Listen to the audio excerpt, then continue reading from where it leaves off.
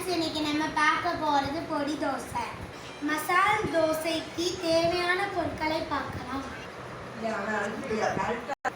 மிளகா பொடி, இட்லி எண்ணெய், இட்லி பொடி, மாவு, உருளைக்கிழங்கு, வெங்காயம், தண்ணி, கடுகு.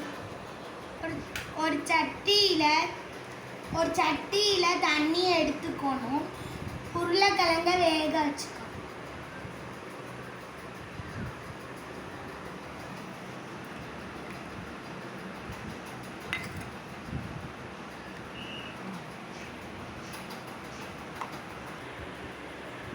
வெந்த உருளைக்கிழங்க மசிச்சு எடுத்துக்கலாம்.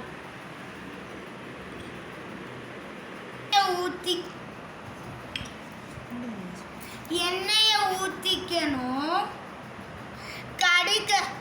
கடுகை தாளிச்சு எடுத்துக்கணும். உருளைக்கிழங்க தாளிச்சு எடுத்துக்கலாம்.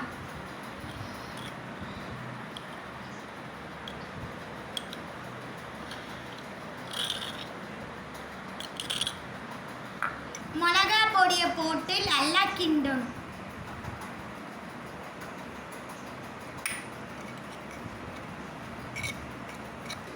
உருளைக்கிழங்கு ரெடி ஃப்ரெண்ட்ஸ். முதல் தோசையை ஊற்றிக்கலாம் ஃப்ரெண்ட்ஸ். மேலே பொடியை தூவிக்கலாம் ஃப்ரெண்ட்ஸ்.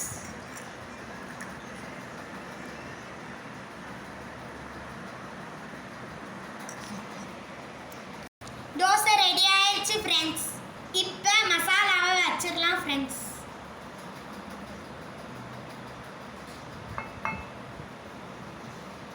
Dosa ready friends.